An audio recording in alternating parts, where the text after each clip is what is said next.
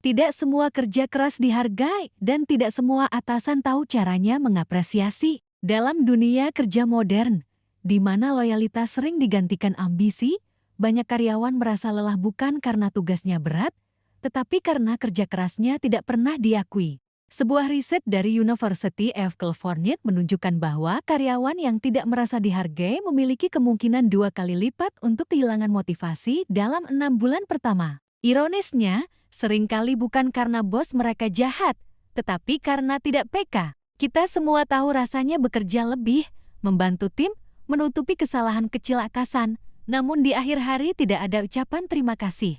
Di saat seperti itu, wajar muncul rasa kesal dan kecewa. Namun, cara kita merespons menentukan apakah situasi ini akan menguras energi atau justru mengasah kedewasaan emosional. Berikut 7 cara cerdas menghadapi bos yang tidak tahu berterima kasih tanpa harus kehilangan harga diri atau profesionalisme. Pertama, pahami bahwa pengakuan bukan satu-satunya sumber motivasi. Ketika penghargaan dari atasan menjadi satu-satunya alasan kita bekerja, maka kecewa menjadi hal yang pasti. Dalam organisasi modern, banyak pemimpin terjebak pada beban target hingga lupa aspek emosional timnya. Jika kamu menunggu validasi dari mereka, kamu memberi kendali emosimu kepada orang lain.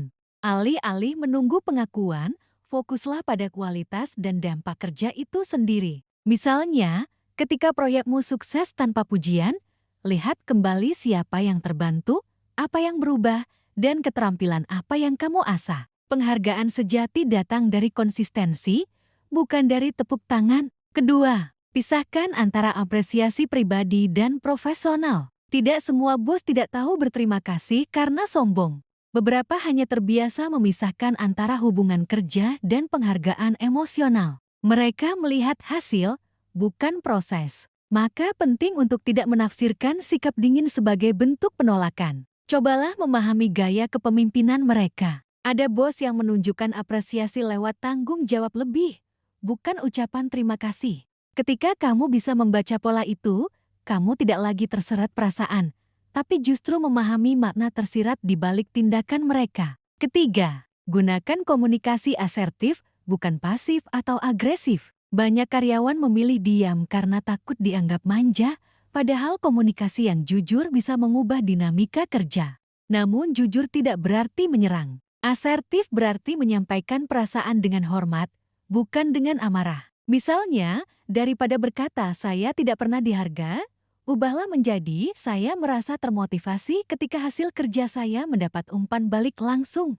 Nada seperti ini menunjukkan kedewasaan, bukan keluhan. Dengan begitu, kamu mengajari atasanmu bagaimana memperlakukanmu tanpa menciptakan konflik. Keempat, bangun reputasi dari kompetensi, bukan pengakuan. Di dunia kerja, ucapan terima kasih mungkin memuaskan, tapi reputasi adalah modal jangka panjang. Orang yang diakui karena kualitasnya tidak membutuhkan validasi verbal setiap saat. Fokuslah pada hasil, konsistensi, dan profesionalitas yang bisa diukur. Contohnya, rekan kerja yang terus memperlihatkan integritas dan performa tinggi akan lebih mudah mendapatkan kepercayaan jangka panjang, bahkan jika atasannya tidak menyanjung. Orang lain di sekitar akan memperhatikan, dan pengakuan yang lebih besar akan datang dari luar lingkaran langsungmu. Kelima, jaga kesehatan emosional dengan batas yang jelas. Ketika terus berharap ucapan terima kasih yang tak kunjung datang, kamu mulai kehilangan energi.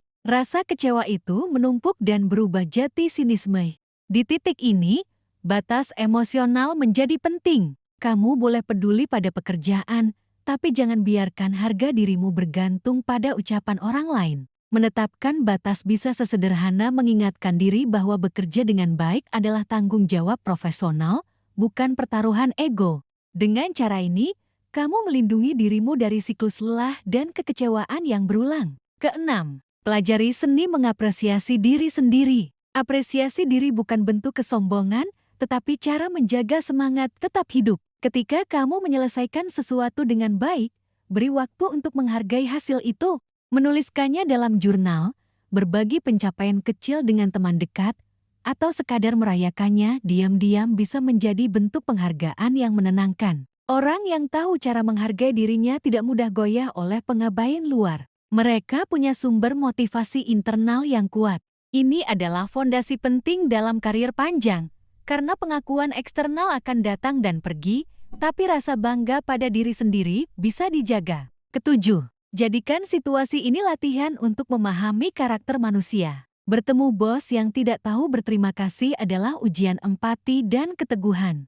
Dari mereka, kamu belajar dua hal.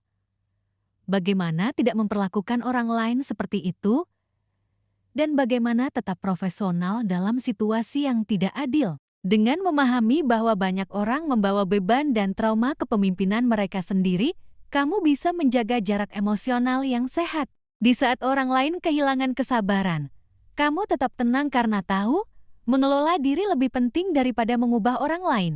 Menghadapi bos yang tidak tahu berterima kasih bukan soal siapa yang salah, tapi soal siapa yang mampu tetap waras di tengah ketidakadilan kecil. Kadang, diam dan terus bekerja dengan integritas adalah bentuk pembalasan paling elegan. Menurutmu, lebih sulit mana?